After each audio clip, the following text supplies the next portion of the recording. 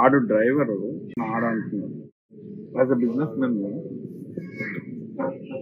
Me should read ప్రతి ఒక్క mind set చదవాల్సి వస్తుంది. ఎగ్జాంపుల్ ఇప్పుడు మన ఎయిర్పోర్ట్ కి క్యాబ్ లో వచ్చాం.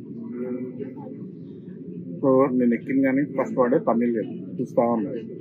కార్ ఎక్కిన తర్వాత జనరల్ గా హ్యూమన్ టెండెన్సీ ఏమైంది, తొందరగా పోని మాకు ఫ్లైట్ టైం అవుతుందంట. That is a human tendency.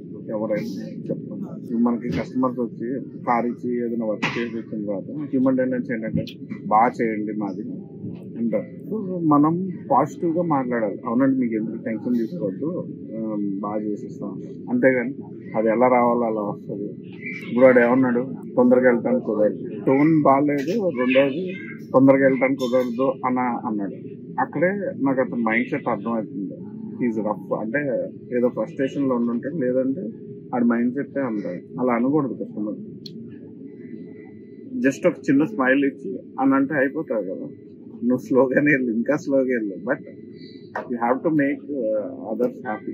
And మీరు అనుకున్నట్టే 1 hour ETA 1 hour 45 minutes అయింది. అదొకటే కాదు, ఇప్పుడు తర్వాత ఏమైంది, నువ్వు పండుకున్నావు, నేను చూస్తా ఉన్నాను, ట్రాఫిక్ జామ్ అయిపోయింది, ఆడు రీల్స్ చూస్తా ఉన్నాడు. ఆల్రెడీ వాడు సీట్ ని ఫుల్ లాగి పెట్టుకున్నాడు వెనక్కి.